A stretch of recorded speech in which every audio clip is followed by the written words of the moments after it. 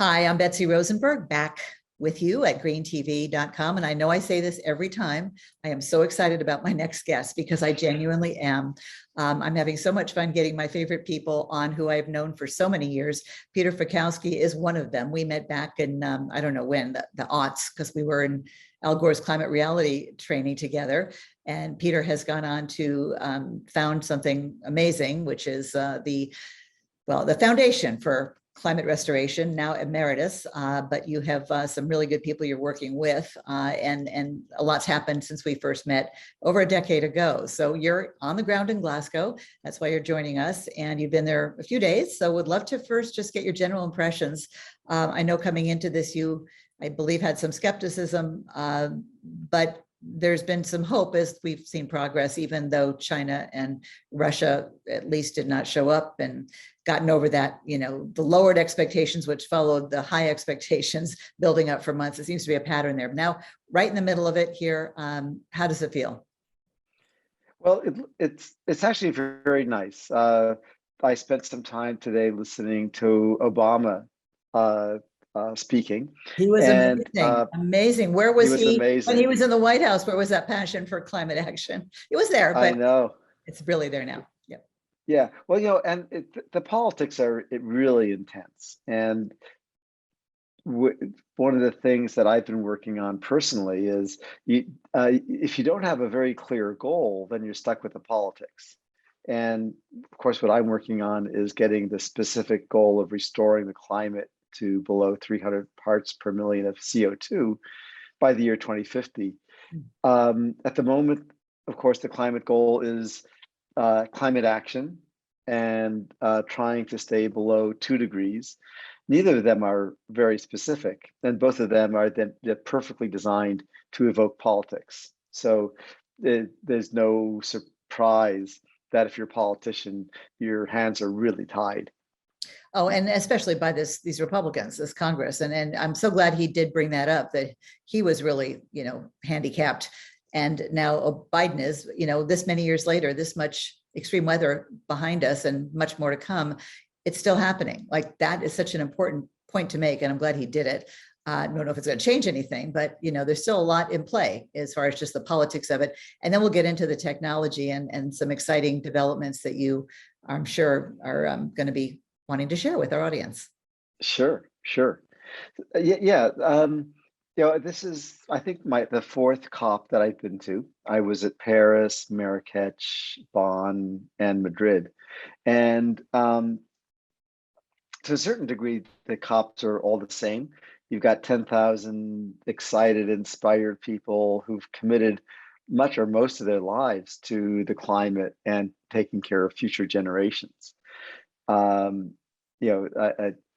I see a lot of the people I know, from many, many years ago. And the other side of it is that there's not a lot you can do in the constraints that we have here.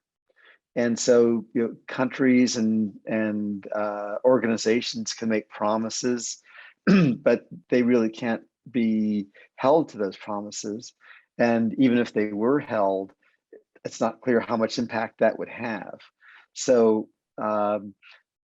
what's been really valuable this year is that everyone is clear. It's clear that everyone can see that from the last IPCC report this summer, and they're saying, well, we're really on our path to 2.7 degrees, and our goal is 1.5. Optimistically in 2.0, and people can. What's nice is it's narrowed down from much higher levels that people were discussing in previous years to a fairly narrow range, right, between 2.7 degrees and 1.5 degrees. If we can do that, it's a target. It's not a reality by any means, but yeah.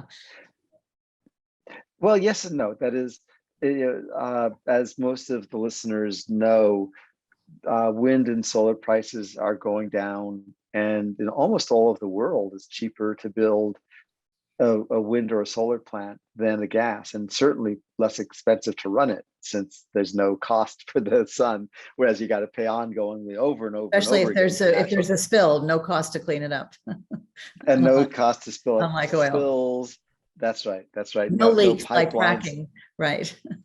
Exactly.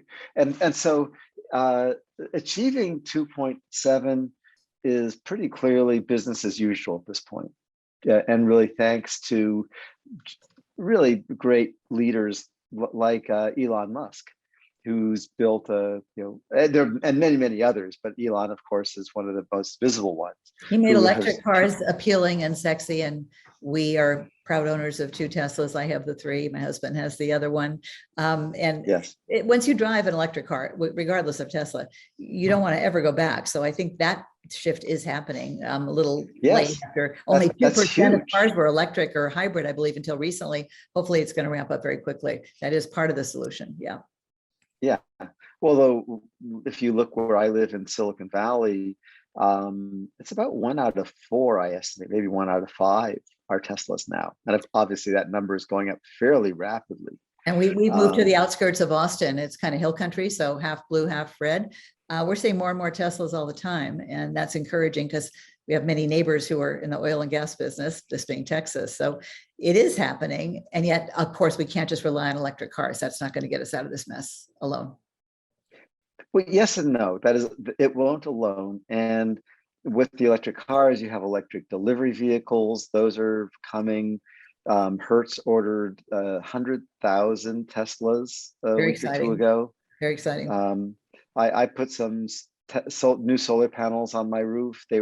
Tesla sold them to us for between $1.50 and $2 per watt. Mm-hmm. Just unbelievably low for US. Mm-hmm. Now, if we were in Australia, that would be a relatively high price, but we are in the US, and he's really lowered the price and made it so that that a lot more and more people can put solar on their roofs. And we have Tesla solar panels that we had to fight our homeowners association and neighbor who doesn't like solar panels, probably is in the oil industry, to get them on. But since we have a couple of other homes have done it, because that is part of it, showing social pressure. Yeah. One of the things I did is I put panels on my east-facing roof on the street, knowing that west-facing is more efficient. But I have some on the west-facing as well. But I realized that the social impact of putting it on the side of the roof facing the street would be higher. We have the same thing. Ours is facing west. I wanted them to face east so people on the street could see it, but I guess in the end you got to go where the sun is, or the neighbors didn't want us to have to show whatever. Right. I don't want to get too bogged down with solar because we've got so much to talk about, but yeah, some encouraging signs there, you're saying. Yeah. The point is that, especially for the listeners, to remember that this train is moving faster. It's actually beginning to move very fast. In terms of the energy transition, Europe is about 40%. Their electric power systems 40% renewable now. In the US, it's about half that, 20%. Mm-hmm. But that's phenomenal, right? Because it wasn't many years ago, Betsy, that it was 2%. And there's money in the infrastructure bill for charging stations. That's key, right? Yeah. So that train is moving, and the good news is the energy transition, I would say, is in the bag. There's no getting around it. There's no way we're not going to be net zero by 2050. I've gone over this with some of my colleagues and said, okay, if you were the devil, how would you prevent net zero by 2050 happening? And there's no answer. It's like, well, there's not much you can do. There's just not much you can do to stop it, because the price of everything of renewables, electric vehicles is going down. The price of fossil fuels is going up. Yet we have a lot of carbon, a lot of greenhouse gases up there, and that's what you're working on with your technologies, plural, I believe. Tell us about that, because it's not, even if we just stopped burning fossil fuels tomorrow, which we're not, we still would have problems. we would have problems. Yeah, again, the listeners are aware of the wildfires that get worse every year. And here in California, we're now guaranteed that there will be a bunch of days in the late summer and fall that you can't go outside because of the smoke from the wildfires. Obviously, that was never true before, and that's a permanent feature now. One of the Now, advantages of moving to Texas, we avoided those 3 major years of wildfires, but so sad. And I have friends who lost homes. And guess what? We had Snowmageddon here in Texas in February. That was pretty harrowing as well. So nobody's safe. It's coming for all of us. But Peter, how are we going to save ourselves with technology, with geoengineering? Well, let me come back to that in a moment, because I'd like to make this analogy that if we want to get somewhere, let's say we both want to meet in Omaha, halfway between, what's halfway between us, but you would buy a car and I would buy a car and get a credit card to buy gasoline, until we actually said, okay, Betsy and Peter, let's meet in Omaha on Thursday, the 4th of November. Until we actually said that, no matter how good our car is, we're not going to get there. And so climate is the same thing. That doesn't matter how good your technology is, until you set a goal, which is we want humanity to survive. We want climate that humanity has survived long term. It's all a waste of time. And so I love that we're going to clean energy. The air is so much cleaner. You may have noticed this, that when an old car drives by, you say, oh my God, that smells terrible. I can't believe when I was a kid, all the cars were like that. I was one of those who reported when you could do that. Wasn't always safe jotting down the driver's license while you're coming over the Waldo grade, in my case. In Marin County. Right. Yeah. And so it's important to reduce emissions for health. When it comes to keeping the planet livable by humans, that train left in 1988. I'm sorry, since 1988, all of our work to reduce emissions has not had much impact at all on the livability in terms of climate. And what I knew when I was an undergraduate, when I was 19, is like, oh, we're gonna have to pull all this CO2, we're gonna have to pull the pollution out of the air that we put in there. That was pretty obvious. And I figured it was so obvious that I went off and I did astrophysics. Really? And because I loved, that was my passion. I loved the stars and telescopes. And so I did astrophysics. And I figured they don't need me in carbon removal. That's just obvious. We were doing spaceships and submarines, and we know how to do that stuff. Well, if you were 19 when you were concerned about carbon, you must be a lot younger than me. I'm 68. 66. You're older than me. What do you know? Well, you're smarter than me. So tell me what you think is going to help us that people might not know about. Yeah. So the name of the game now for everyone, but for those of us who have taken on restoring the climate and making sure we have a planet that's livable by humans. That, again, let me just say one other thing, that we're at 420 parts per million. If you do the Paris goal, we get to 460 parts per million. When you add in methane, it's about 550, 600 parts per million. And that's just the level that T-Rex loved. That was like just the perfect climate for a dinosaur. Dinosaurs. And now we got to get rid of the dinosaurs to move forward. Well, the dinosaurs don't, I'm not worried about them at all. Increasingly irrelevant by the day, by the hour. Yes. Yeah. And so we have to we want to get back to levels that humans have survived. The highest level humans ever survived is 300 parts per million. And we're at 420. And if you include methane, we're at 500. But so, we're surviving. If we're at 420 now. So what do you mean the highest level ever survived? Long term, I meant to say. Okay. Survived long term, because the effects of the climate cause this gradual collapse of the ecosystem, collapse of the Gulf Stream, collapse of We're seeing that now. What we're seeing right now, right? The beginning of. That's right. That's why I said, we missed the boat in 1988. That's when we had a choice. Should We have don't have listened any to choice now. Dr. James Hansen. Shoulda, woulda, coulda. Yeah, except that, well, with all due respect to Dr. Hansen, who I love talking with and working with and jousting with, he gave us the wrong advice. He said that we have to cut emissions, and it was too late, and he knew it. It's politics that if I were in his shoes, I would have said the same thing. And thank God I don't have a PhD. I just have I have a bachelor's in physics from MIT and the School of Hard Knocks to learn a lot of physics the hard way.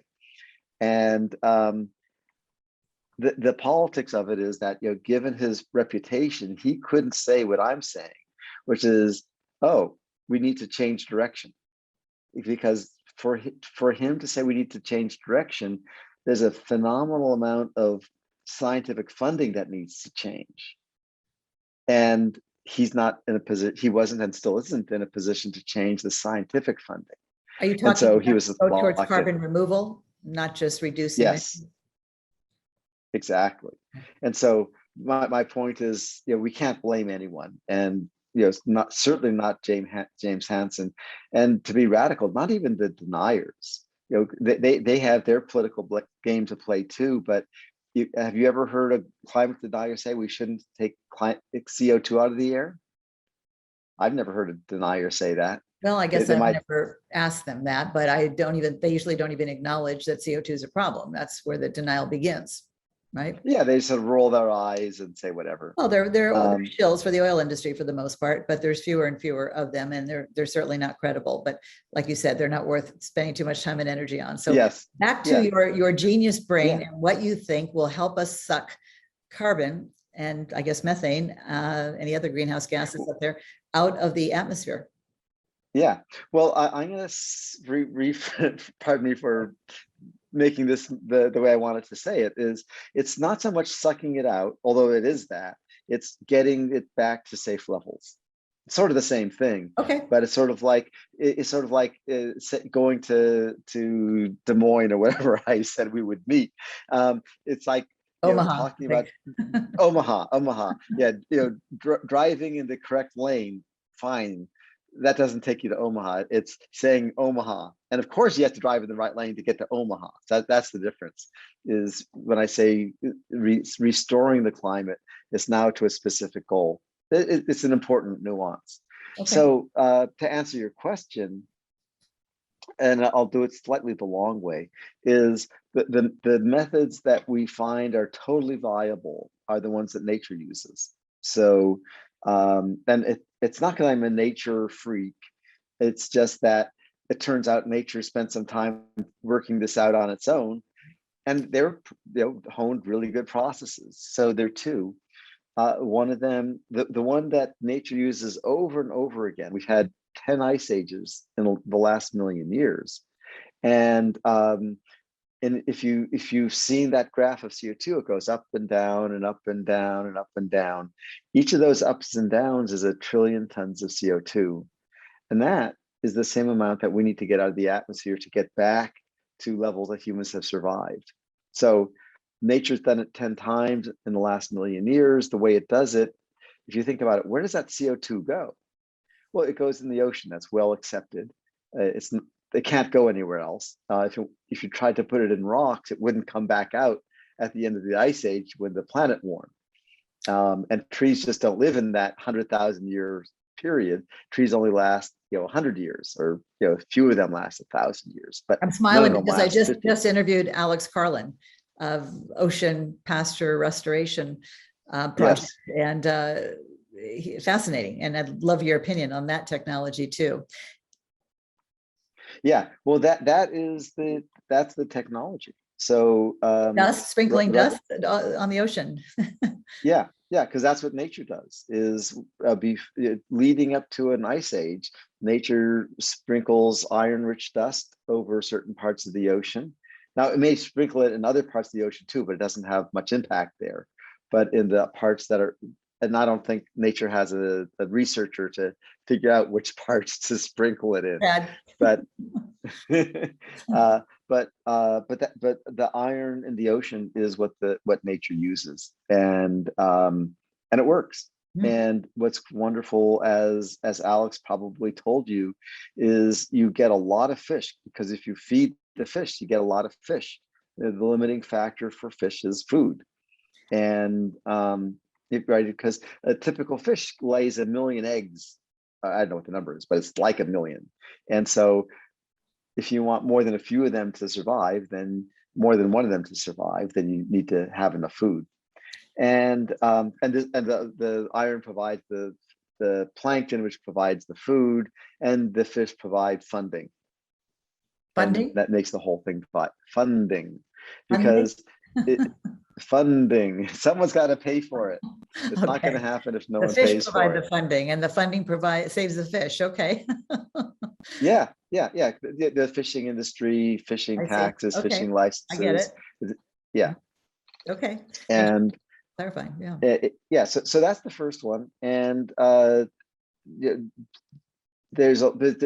the last year, there's been a lot of progress. Alex and I and others have been working on that. And that can do the whole thing. That is, the iron is put in the eddies, so it's contained.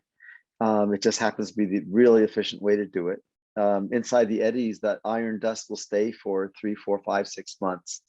But what's really nice then is, if you're a fish, somehow the fish figure out where the food is, which makes sense, right? If you had 1 billion years of evolution, you'd figure out how to find the food. I don't think anyone knows how they do it yet. And the fish will accumulate in the eddy that's got dust in it and the food, and they'll stay there and get fat. And what they found 10 years ago was that it quintupled the salmon harvest in Alaska, and led to almost $500 million of revenue just from that for Alaska. So that's one of the solutions. You have been working, I believe, on either technology that can refreeze ice in the Arctic or stop it from freezing so quickly, if I'm correct. I'm really curious about that. Yeah, well, actually, I let that one go. And but so the other CO2 method, and I'll do it quickly, again, is the other method nature uses, which over 100 million, 200 million years, and that's limestone. And the 99.9% of the sea carbon on our planet is now sequestered in limestone on the bottom of oceans. And before that, the CO2 in the air was so high that life could barely survive. And then the various shellfish and so on grew and pulled the CO2, and it settled on the bottom of the ocean. And we have a company in Silicon Valley now that duplicates that. I describe it as making oyster shells, right? An oyster, think of this little oyster or a mussel. It's not a complicated animal. It's just a very simple animal, low energy, and it creates this shell. And so the chemistry does the same thing, and creates limestone, which then can be sold, used for rock and concrete. And we use a lot of concrete. That the rock for that is about $1 trillion, $1 trillion a year business. And so many emissions come from the cement making business industry. Yeah. Well, there's the cement and there's the concrete. So there's the cement and the rocks. It's a whole long story. We'll do another time. Okay. But if you set aside the cement, and there's a lot of really good work being done on cement, the rocks are 80 or 90% of the concrete, right? Because the cements together the rocks, and so that's most of the mass.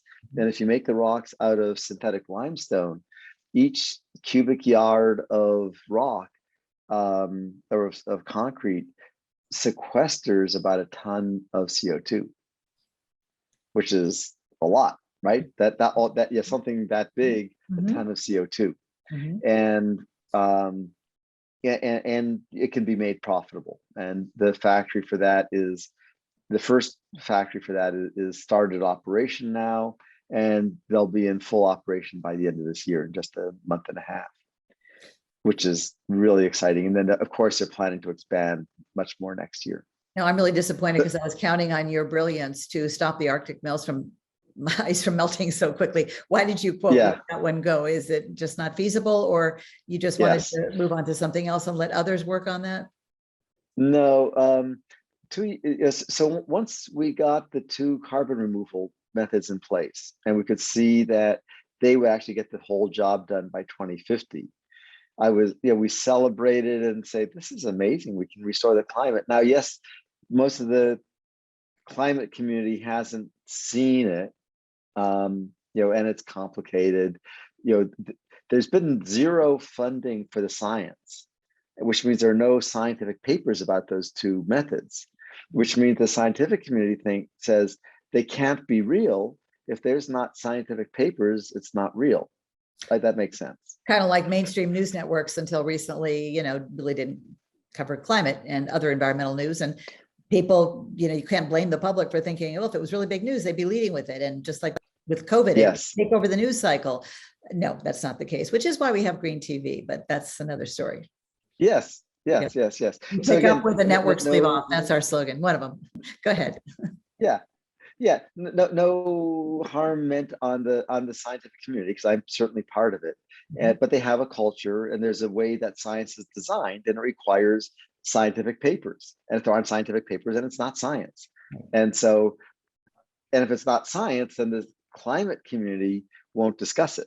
And that's why I can be confident, because I'm a pretty crazy scientist who's talked to the people doing it and worked in their labs and analyzed it myself. And so I don't care what anyone's paper says. I've measured it myself, and I know it works. And so those work. So then 2 years ago, I was really happy, and then we saw these big methane bubbles coming out of the Arctic. And they're bigger ones last year, and even bigger ones this year. Not surprising, because the ice in the Arctic is 95% melted. 95% of the mass of the ice is gone. The permafrost, permanent frost, is no longer. That's right. Frost. Yeah, and so methane is bubbling out of the organic matter under the sea there.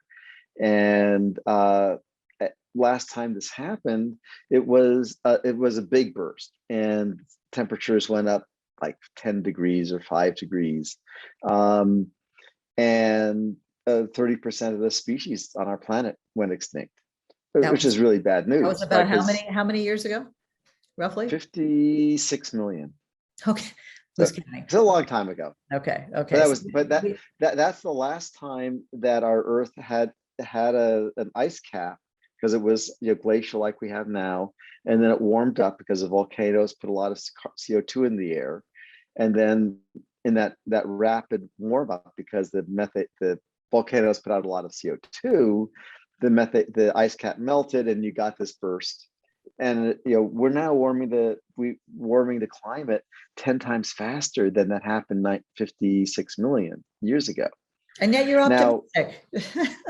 And I'm optimistic. So why is that? So I did the calculations real quick. I could see just as I said, we lost the war on CO2 back the same time Jim Hansen spoke to Congress in 1988. We lost the war on methane 2 years ago, when the big bubbles started coming out, and then the ice was gone. And that meant that in the summertime, there was nothing to reflect the sunlight. The sunlight just comes pounding down, and then the winds run across the ocean, mixing it, and you're getting the warm water down to the bottom. And the water is so warm. The water is 50 degrees Fahrenheit, 10 degrees Celsius. Too warm, warmer than it should be. Well, yeah, ice is not going to survive in that. So even if you tried to restore the ice, good luck. It's, I'm sure you get the idea. So yeah, and I've experienced it, by the way. We lived before we moved to Texas, on the Tiburon Peninsula, and we're lucky enough to be renting a house on the water for a couple of years. And I would walk my dog along the beach there and put my toes in, and it was warm water. The San Francisco Bay is not supposed to be warm. And I freaked out. I just said, and it wasn't just one day, it was It didn't used to be that way, and Yeah, right. once you experience Yeah. it firsthand, you really feel it in a very tactile. So why am I optimistic if we Yeah. can't stop the methane burst? So yeah, I would say that the methane burst is guaranteed, that it's starting now. The good news is I would assess there's only a 1 or 5% chance that it'll be a significant methane burst. The thermodynamic calculation says it's probably only going to be bad, not horrible. So, but that's not good enough by far. It's already So the getting kind reason of I'm bad. optimistic, Extremely. yeah, exactly. But I say that because the scientists who really do the thermodynamic calculation say, oh, you can't get enough heat down there to melt the ice that's deep enough, which is sort of true.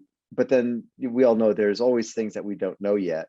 But we do know that the last time our planet lost the ice cap, we got a horrible methane burst.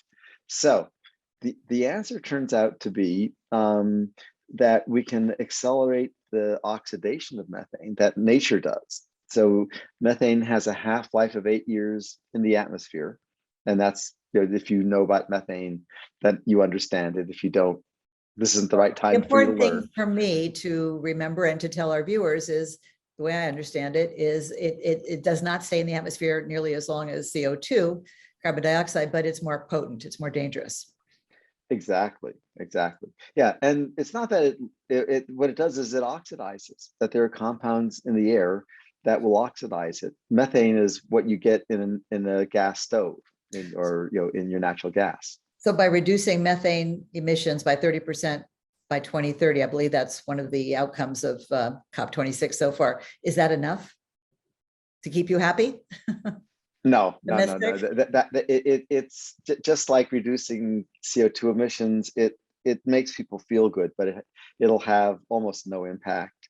But other than people feeling good, what has the impact is, that's a terrible thing to say, but if you do the numbers, and I think people can do it in their mind, they realize if you don't take the CO2 out, it's not going to make any difference. And With how do the we take methane, the when they CO2? say right, so how do you with CO2, we told you the methane, there are compounds in the air which will oxidize it, just like a flame will oxidize it on your stove, burn it,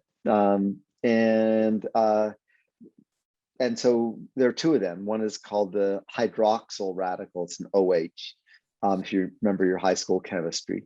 And the other one, yeah, that's fine. The other is a chlorine I may have radical. dropped out. Who knew I would be needing science later in my career as a journalist. But I'm not going to go back.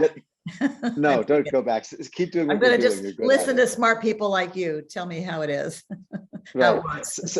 So there's the OH, and then there's the chlorine radical. And with the chlorine, think of chlorine bleach. You know how that oxidizes anything. And so the chlorine radical, when it's in the air, will oxidize methane. And so you want to increase the amount of chlorine. You could do all sorts of things, but increasing the chlorine turned out to be the only thing that we found that works great.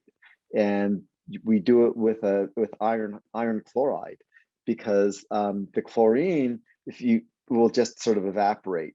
Just like when you go to a swimming pool, you smell the chlorine and it dissipates and it's gone. Having iron chloride, the iron holds it in place in the air, and it's dust. When you think of Sahara, you know how there was the big Sahara dust storm last year. It's pink. It came here. It came through Texas, and I'm sure a lot of other states. Wow. And it lasted. Yeah. It slowed down. It was here for several days. When you wouldn't want to go outside. It was thick from the Saharan desert. Yeah. Texas. Yeah. Yeah. What could possibly and so yeah. What could possibly go wrong? And the reason it's pink is iron. So the point is, iron in the air is common, iron dust in the air, and then the iron chloride is less common, but it's plenty common. So by nice doing sunsets, but that's about the only positive. Yeah. And so what we're doing is increasing the amount of iron chloride in the atmosphere so that it doubles the rate at which the methane's oxidized. And what that does two wonderful things. One is it reduces the level of methane in the atmosphere, and which has health benefits because it reduces ozone. And it also cools the planet, because it turns out 25%, maybe even 30% of our warming is due to methane. So if we cut the methane down by half, which is what our plan is, maybe even more than half, then that will reduce the global warming by a quarter. And I got my numbers wrong, but it's late. By a lot. I won't challenge you. Don't worry. But I just Yeah. want to get a bigger picture of you now, because you're so bright, and I almost feel like it's probably going to go over most of our viewers' heads, but it's okay. It gives us something to reach for and think about, because yes, you're smiling, you're optimistic. What about all the ecosystem damage that has already been done and is going to be done till we get to 300 parts per million? We hope, we wish. I mean, biodiversity crisis, bees, birds, insects dying. It's not just extreme weather, obviously. Yeah. Well, of course, they're related to the extreme weather. Yeah. So what's wonderful about the methane solution, of oxidizing the methane, is it reduces it. But here's the very cool thing, Betsy, is when all the calculations tell us that when we do that, and we can reduce the methane in half by the end of this decade, maybe even by 2028. And when we do that, we'll have turned back the clock on global warming by 20 years, which means that the global warming will be what it was at the turn of the century. Wow. And that's before those wildfires. That's before the loss of the Arctic ice. Arctic ice didn't get bad until 2003, and of kelp and coral. Was it you who were talking about how we should view this period right now with a lot of eco-anxiety, appropriately so, as a blip? Was that you? Yes. Yes, that's me. Talk about that. That's a reframe that is very hopeful and energizing. And you're smart enough that you wouldn't believe it if it wasn't true. Yeah. So give us some good news that we can really take to the bank. Sure. So the blip is, if you look at the last 10,000 years, our CO2 level was really steady until 100 years ago, and it went up sort of exponentially. And what will happen in the future? Well, we actually have a say, because we actually caused it to go up. Mm-hmm. And so there's no reason we can't cause it to go down. Now, just because the scientific literature it hasn't been paid yet to write how does it go down, because no one paid them to do it. They were paid to tell us all about how it goes up. We actually know how to bring it down. So we can bring this CO2 down, we can bring the methane down, and we can also bring the population back, because the population for our species was also very stable. Just as our technology improved over the last 10,000 years, the population has gradually increased by 0.1% or 0.1% per year. Again, until the 1700s, and the technology revolution gave us much better health. And so the main thing is our babies stop dying. And the way nature keeps any species in balance with resources, natural resources, is the young don't survive. So think of pine trees and oak trees and salmon and frogs, everything. They make lots of eggs, lots of young, and on average, 2 of those survive to adulthood, right? Because most species are pretty stable over time. Well, so we would have two children surviving on average to adulthood, but on average, until recently, before agriculture was about 5 children per woman. With agriculture, that doubled to 10, because you could wean a baby twice as fast, so you'd have twice as many kids. To help on the farm. To help on the farm, that's right. And the ecosystem was such that you still got the same number, a stable population. But once we added medicine in, we said, we're not going, we're going to cure the diarrhea and the diabetes and all these things. Malaria. That's when malaria, we broke that cycle of that keeps the number of teenagers, adolescents, and adults in balance with resources. So then our numbers skyrocketed. And if we had been thinking, and we couldn't because we didn't have the knowledge to think this, we would say, oh, if we're going to reduce child mortality, we better reduce birth rates. But we can do that now, and we can most families now in the world have 2 or fewer kids. And so you're not concerned about the carrying capacity of Earth with 8 billion plus humans on it. With it is going up still, even if not as quickly as it had, perhaps. No, that is a problem, and because if you think about it, for 10,000 years we had this population of about 1 billion, right? And we're now almost 10 billion. There's no way that a planet that handled 1 billion is also going to handle 10 billion, especially given how much we destroy the planet and how much we consume, especially in the developed world. And we need 5 planets to sustain an American lifestyle, according to the global footprint people from Berkeley. Yeah. Matik Makanagel. You spend every year they come out with, in every year the date that we are overshoot in terms of using our resources beyond what the carrying capacity of the Earth is. It keeps getting earlier and earlier. Now it's like July or something we hit it, and that never makes the network news, and that just drives me nuts because that's a really important story.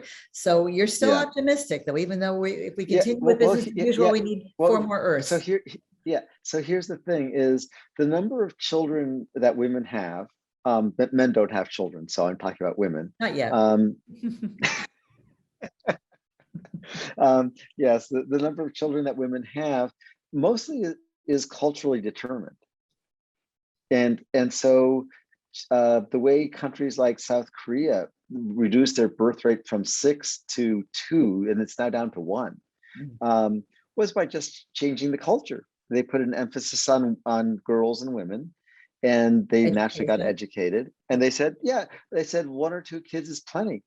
And women would say, oh my God, you mean I can go out and have a job and work in the community, and I can go play bridge with my friends? I could never do that when I was having 10 kids. And women tend to like that, the evidence shows. And that's one of the top items on the list that Project Drawdown, puts together. What are the big factors? And population, educating women is obviously one of them. Yeah, well, it's interesting because some people say you educate first. Others say, and this is what they did in Korea, they didn't emphasize the education. Then they emphasized it doesn't matter if you have a boy or a girl. And at this point now in Korea, women prefer girls for girl babies. And but that was the first breakthrough, is they actually just broke that social barrier. And then they encourage small families. Well, if you have only having 1 or 2 kids, of course you're going to educate the girl, right? That'd be like just throwing away your life to not educate the girl. And I would think that's happening in China too. I don't know for sure, but just logic, since and so it's a bit of a backwards myth that it's the education that gives you the smaller families. It's actually the smaller families that gives you the education. Mm-hmm. And if you look at the economics, it makes sense. Because if you have a large family, doesn't matter how much they brainwash you, you still don't have enough money to educate the girl. Okay. So you are so knowledgeable and talkative past midnight Glasgow time. I'm so appreciative of your time and thinking. And I just want to not keep you too long. So just tell us your top. You've talked about some of the reasons to be optimistic, but I believe you because you know so much. And does Al Gore believe all this stuff? Who have you run this by that we might have heard of? Not that I'm doubting you, but I hope you're not alone in this optimism. Let's see. Well, just to finish the story about the population, is that we can bring it back down to what it was essentially within 100 years. Okay. And then we know that that's a stable level because it was stable for 10,000 years. Well, And what about then, yeah, obviously, yeah. this is pretty dark, but some people have said, with the pandemic and perhaps more coming, because we're not dealing with one of the hidden drivers, or maybe not so hidden, is environmental destruction, habitat destruction, that pandemics are killing people, and that with more pollution, more people are dying. Like, is this Mother Nature trying to shake us off like so many fleas? And will that be a factor in getting the population down? It's kind of morbid, but it's real. It's real. Yeah. Yeah. If you look at the number, obviously it's true. But then if you look at the numbers, you say, oh, the number of people who died of COVID is like just a tiny, tiny, tiny, tiny fraction of the number of people who died. Right, but it's probably not the last pandemic we're going to have, because everything I hear, you must know Dr. Peter Daszak of Eco Health Alliance, and he has been quoted as saying, so long as we have a sick planet, we're going to have sicker people. That vaccines are not going to solve this. We have to have be in better balance with nature if we're going to live in harmony and not be seeing, COVID, Delta, you name it, like just waves, constant waves. I mean, I guess that's totally what I'm referring to is, that this is not an isolated incident, maybe the first big one in our lifetime, but it's not, it's not the last. Yeah, well, yeah. And the thing to realize is that a pandemic is a really bad way to control the population. The easy way to do it is like with South Korea and Taiwan and Singapore and Thailand and Italy, and all these countries have Japan birth rates way below 2. And that's the way you control population, is you empower women to have small families until until the society says there's all this, whatever, who knows what, and playing more bridge. All these places women are playing bridge. That's right. So we need to get them working on. We need them to be climate activists in between bridge. So it's not dismal, and you can even tell people, listen, if you have fewer children, you can have more and better sex. People like that. I never thought this conversation would go in this direction, but I love it. So the blip is, all this 10,000 years blip, and we can bring both the population and the CO2 down at the same rate we put them up. There's no reason we can't. So go home. We don't need COP26. We've got Peter Fiekowsky. He's got it all figured out. I mean, I just love your genuine optimism. You're smiling more than anyone I think I've ever interviewed about the climate crisis. Yeah, it's sort of like you're buying a ticket to Disneyland. We love this. Well, when I was young, I loved Disneyland. But if you don't buy the ticket, you don't get there. And so we have to, the big job is to convince, the leaders, whoever they are, and that's a whole nother conversation. It's who really is the climate leader. Bill Gates, have you pitched Bill on some of this technology? Because now we do finally have billionaires who are focused on. A little late to the table. Where have you been? But okay. And now we just need some funding for independent media, but that's another story. Yep. Yeah, well, here's the problem I've discovered is, but I gave a seminar at MIT, my alma mater, 4 years ago or so, and under Chatham House rules, which means confidentiality, everyone agreed, yep, this is the right thing to do, reduce CO2 to 300 and below, and do it by 2050. It's like, I said, can anyone suggest that there might be a better date or a better value? And no one said yes. Next day, no longer in confidentiality, I'm listening to people talking on the news, because MIT professors get quoted a lot, and they're all back to saying we have to reduce emissions, and no mention of restoring a climate that humans can survive. I thought, what a bunch of double crossers. But then I realized, oh, there's no money in restoration, and there is money in reducing energy and adaptation and so on. And these professors have children in college. They have mortgages. Oh my God, really? Is it that cynical? My God, when everything is at stake, can they really be focused more on that? like making money. Well, Like there's I mean, no good, you remember Al Gore's An Inconvenient Truth, there's no good money on a bad planet. There's no good jobs on a bad planet. No good child raising on a bad planet. No, you name it. Right. No good sex on a bad planet, since you brought That's it up. right. That's right. So, I've seen this in the 4 years since. And again, if I were in their position, I would do the same thing. I can't sacrifice my career because if no one else is talking about it, I'm too much of an outlier. And science is a consensus thing. That's why they call it peer-reviewed science, because you get consensus. If you're out on a limb, your career's at serious stake. No, I'm out on a limb in the media trying to get my broadcast news industry to cover the biggest news of our time. And I've yet to you understand. be gainfully employed. I had to leave CBS and can't get back on a mainstream platform, but just as well, we've got Green TV. Oh, good. That's beautiful. World Wide Web, 24/7. We can do much more than a 1 hour a week show would do anyway. But it took me a while to come around to that. They don't get it. Not enough. Yeah, no, not soon enough. You nailed it. And you got to have sympathy. So then the question is, well, what are we going to do about that? Because Bill Gates has advisors, and I know several of them, and for sure they do not advise Bill Gates to invest in climate restoration because it would be career limiting. And so how do we fix that? Whose career? Bill Gates needs career future? No. The scientists who advise him. He respects the science. Wait, but now you're sounding like when I'm on Fox and I, argue with Sean and Hannity, and they're saying, that climate activists and researchers are a bunch of greedy people. And I'm like, really? Are scientists really more money focused than solution to this planetary crisis focus?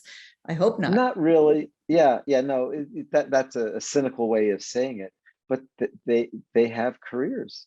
I have the benefit that I have a business and I have an income, and there's nothing anyone can say to stop that. And is that a career in this field, or is this something you do on the spare time? No. Right. Yeah. So I years ago I started my company in semiconductor software for semiconductor manufacturing, nothing to do with climate. And so practically no one, there are 5 or 6 people in that business know that I also do climate. Well, it's admirable that you put in so much of your free time to this effort, because I've known you a long time and you've been at this. Yes. But and that's given me the freedom to actually say what I'm saying is pretty obvious, right? That we need to restore the climate. And so the scientists will say it once we get what I call the gravy train. Once that they know they can get paid to research climate restoration, they'll be saying, yeah, let's research it. But right now the funding is zero. And I'm intending for climate restoration? Zero. There is, I put in $50,000 to the University of Copenhagen. That's it. For climate restoration.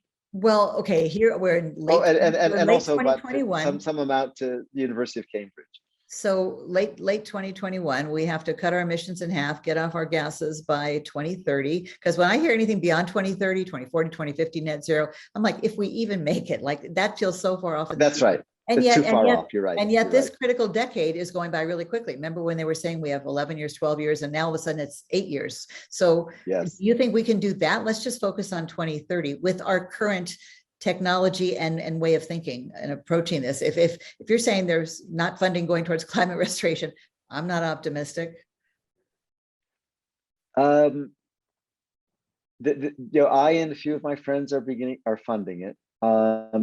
I'm determined that we'll convince some billionaire or multimillionaire to put $50 million into research, because I may be wrong, but it feels like $50 to $100 million of research funding will be enough to bring the first scientists in. And once the first scientists come in, then they'll tell the funders to put more money in. So it's just a matter of priming the pump with 10 or $50 million. And I think we can get some billionaires to do that in the next month or two this year, the last month or two. I wish you luck. And then talk to them about funding some, like that would buy a whole 24/7 cable news network. The Green That's right. Green TV is on its way to becoming that, but we don't have time, like you don't have time, like none of us have time to do it slowly. Yeah, yeah, and but you know, and once the scientists say, "Oh yeah, this is interesting stuff" in public, Mhm. then the billionaires will put their money into the three projects I mentioned: the ocean fertilization and restoration, the limestone, and the methane. Mhm. They don't need a lot of money, but they need a bunch of millions of dollars. And there are a bunch of billionaires who are hankering to do it, but they don't feel comfortable doing it until their scientific advisors say, "Yeah, this is good." Since when have billionaires been timid? My God. I mean, look what they're trying to do, go to other I know planets. it's surprising. It doesn't They're seem humans, like their though. personality should be that cautious. Look I at Elon know, I Musk, know. boring tunnels, really? I mean, they've all gone to space now. And Elon Musk now Well, famously has moved to Austin. He followed us and a lot of other well, well, well, coastal here's an invasion. example. Elon Musk did fund the ocean restoration back in 2005. Only 2005? What happened? Yeah, it, the whole thing went bust. Long story. Hmm. Um, but but he knows about it. He's invested in it. Well, I'm hoping to bump But into him in a bar in Austin, and I will tell him about your technology and my dream for news channel that actually yes, covers everything. It's not just climate, right? We got right. so many environmental issues that are pressing and connected. So yeah, I'm trying to find out where he hangs out. Oh, good, good, good. Yeah, he's a great guy. I haven't met him, but I'm not sure he boy, hangs he's my out, but hero. yeah. So Yeah, that's right. I don't think we're he hangs running out. close to my technician, our wonderful Chris Weiss. If I go past an hour, we don't do much editing, but I don't want to scare her. Yeah, And no, we've that been we're almost good. going an We're hour. good. So just the last couple of minutes, you've been so generous with your time and knowledge. Just what would you like to share that perhaps with my questions and interruptions you weren't able to say? Yeah, that I think we said it. Ride the blip. That once people see that where we're going is restoring it, our actions are consistent. When you and I say Omaha, God knows when I don't want to go to Omaha. But if we wanted to go to Omaha, we would buy the tickets. The tickets would magically show up. No one would have to tell us how to buy a freaking ticket. And so when we say ride the blip, the actions will happen. Well, again, by 2030, cutting our emissions in half, that's no small goal. And Yeah. I'm a woman on emission to get more of this content out there to the public. That's a pretty Omaha-y goal, right? Yes. So Yeah. does that excite you that we do have a near-term, mission that should motivate a lot of people in every sector? Yeah. Although I have to tell you, talking to a lot of people at the conference, people get excited realizing, oh, wait a minute, I can actually visualize a planet I can live on. That's exciting. Well, and imagine growing up, we didn't even have to think about that. We just had to bury our heads, under the desks in case we had a nuclear attack.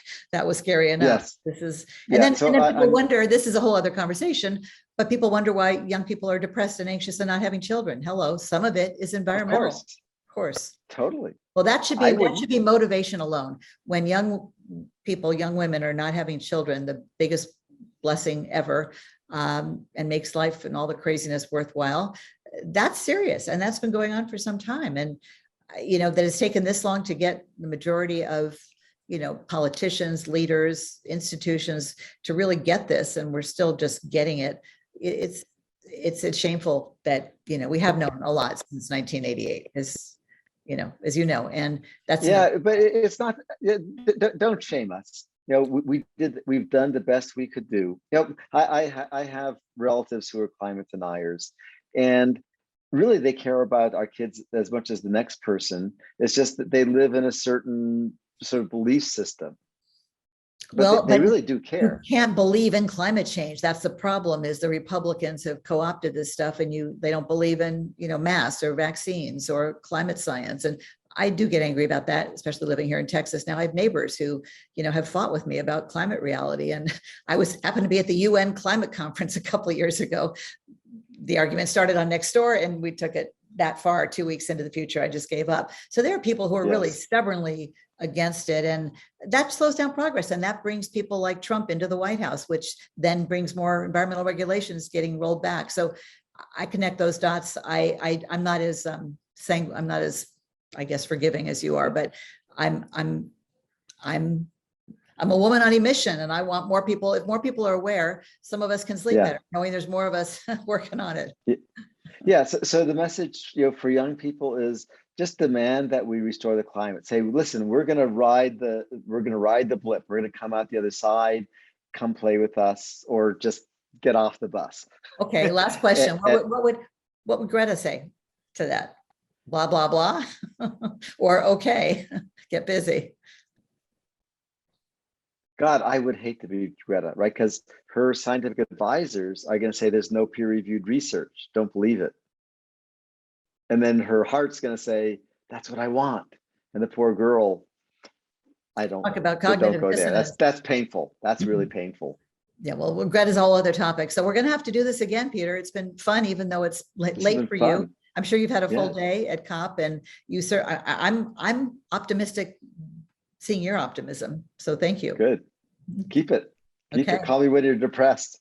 I'll tell you what's going on. Okay. I vacillate between hope and despair. It used to be daily, now it's hourly. So I'd be calling too much. But I'm always happy to go to the optimism. I mean, really, last thing, when people say, environmentalist activists or gloom and doomers, it's like there's no one more optimistic than an environmental activist, climate activist. We get up every day thinking today's the day we're going to get people to wake up and smell the carbon and get off our gases. We wouldn't keep doing it, and it so has not happened. And it's the opposite of that, right? We do have hope, and we have to. But we just need more of us. Look, this could bring countries together. This could bring, God forbid, Republicans and Democrats together. It certainly should. Well, let me just tell you a 40-second science story. There is, in any species, when it gets crowded, you get violence. Rats and dogs and humans. We're 10 times our stable population. There's no surprise that there's a lot of violence, and the political climate is like it is. And it's hot. It's not it's literally hot outside. That makes people short tempered. Right. Yeah. And so that's why I don't take any offense at the Republicans who say that I'm crazy, because given the fearful world and the crowded world and the uncertainty, that is human nature, is to attack a different tribe. Well, and not all humans are that way, though. I don't buy that everyone's that way. Well, they're good. We all have good days and bad days. But here's the good news, is that when you imagine riding the blip back to the population that the planet can service easily. So no one's worried about, am I going to die, be homeless on the street? Then people play together. That's what we do when we're not stressed, is we play. And so as we take care of these things, take care of the climate, take care of the population, get universal health care so that people aren't worried, all the political polarization is going to go way, way back down. I want whatever you're taking, Peter. It's contagious. I smiled and laughed more than I think any interview I've done on climate change. Seriously, maybe you had a few drinks at dinner. You sound completely sober, so I'm sure you didn't. But I love it. I love it. Let's talk again. Yeah. Okay. It's been a pleasure. Thank you, Betsy. In a plate. Bye-bye.